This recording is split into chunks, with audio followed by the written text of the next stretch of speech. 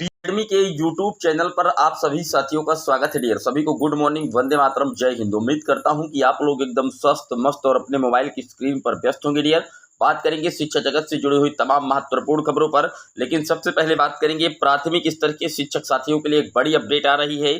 TET की अनिवार्यता पर कोर्ट का एक बड़ा जो आदेश है वो देखने को मिल रहा है। क्या यूपी में प्राथमिक शिक्षक भर्ती का जो रास्ता है अब वो साफ होता दिख रहा है? पूरी तरीके से चर्चा करेंगे इन बिंदुओं पर। लेकिन जितने लोग चैनल पर पहली बार जुड़ रहे हैं, सब्सक्राइब करके बेल आइकन प्रेस कर लीजिए। यार आपकी स्क्रीन पर पहली अपडेट आप देख सकती हैं। 2 लाख प्राइमरी शिक्षकों की पदोन्नति जल्द होगी। प्रदेश के प्राइमरी शिक्षकों की पदोन्नति के लिए नई नीति करीब करीब तय हो चुकी है। बेसिक शिक्षा विभाग इसे शीघ्र ही अंतिम रूप देकर शासन को भेजने की तैयारी में है। शासन की मुहर लगते ही इसे जारी किया जाएगा। इसमें करीब 2 लाख शिक्षकों को लाभ होगा। यह पदोन्नति हर 3 साल पर होगी। नई नीति में प्राइमरी में पदोन्नत पाने वाले शिक्षक उसी स्कूल में प्रधानाध्यापक भी बन सकेंगे जहां वो तैनात थे। अभी सहायक अध्यापक पद से पदोन्नति के बाद उच्च प्राइमरी में सहायक अध्यापक या दूसरे स्कूल में प्रधानाध्यापक के पद पर पदोन्नति का प्रावधान है। नई नीति प्रभावी होने के बाद स्कूल शिक्षा महानिदेशक द्वारा बनाए गए मानकों को पूरा करने वाले उसी स्कूल में प्रधानाध्यापक बन सकेंगे। शिक्षकों की पदोन्नति भी हर 3 साल पर होगी। अभी शिक्षकों को 5 साल के बाद जो है वो पदोन्नति मिलती है। हालांकि वर्ष 2016 के बाद से विभाग में शिक्षकों की कोई पदोन्नति नहीं हुई है। 3 साल पर पदोन्नति की नीति 2015 से पूर्व ही रही है, जिसके बाद में सरकार ने 5 साल में तब्दील कर दिया है। 8 साल से जो उम्मीद है प्रोन्नति की वो लगाए हैं, लेकिन cancel council for teacher education के दिशा निर्देश के तहत किसी भी शिक्षक को पदोन्नति के लिए शिक्षक पात्रता परीक्षा पास करना अनिवार्य है। प्रदेश में प्राइमरी के 75% से अधिक सहायक अध्यापक टीईटी पास करने के बाद भी बीते 8 सालों से पदोन्नति की आस लगाए बैठे हैं।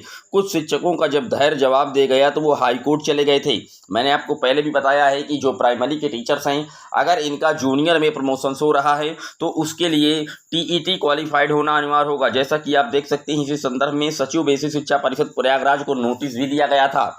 परिषदीय विद्यालयों में पदोन्नति मामले में उच्च न्यायालय की खंडपीठ लखनऊ द्वारा जनवरी में पारित अंतरिम आदेश का उल्लंघन किया जा रहा था, जिसको लेकर के याचिकाकर्ताओं में हिमांशु राणा ने सचिव बेसिक शिक्षा परिषद सुरेंद्र तिवारी के विरुद्ध अवमानना याचिका दायर कर दी, जिसमें उच्च न्यायालय ने सचिव के विरुद्ध नोटिस जारी करते हुए पूछा कि सचिव बताएं कि न्यायालय द्वारा पारित अंतरिम आदेश का उल्लंघन किया जा रहा है तो उसके लिए आपके विरुद्ध दंडात्मक कार्रवाई क्यों नहीं की जाए। मामले की सुनवाई अगले माह नवंबर में फिट की गई है।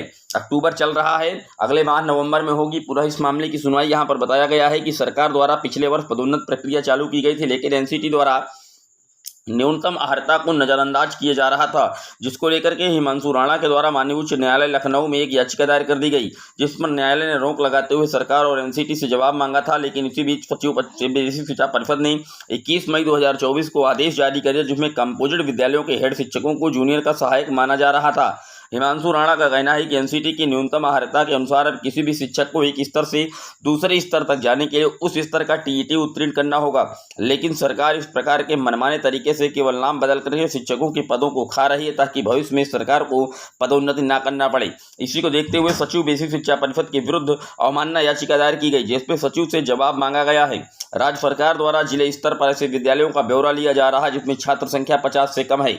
देखिए, एक तरफ सरकार लगातार जो 50 से छात्र संख्या कम है उनका विलयकरण कर रही है, दूसरी तरफ जो ये बेसिक के टीचर हैं, अगर इनकी पदोन्नति की जाएगी तो निश्चित तौर पर अगर इनको जूनियर में पहुंचाया जाएगा, जो भी जूनियर के टीईटी पास क्वालिफाइड टीचर्स हैं, तो प्राथमिक स्तर के जो पद हैं वो रिक्त होने की संभावनाएं बन सकती हैं और नई शिक्षक भर्ती उत्तर प्रदेश में आने की जो प्रबल संभावनाएं हैं वो हो सकती हैं। लेकिन पदोन्नति आप जानते हैं 2016 से चल रही है।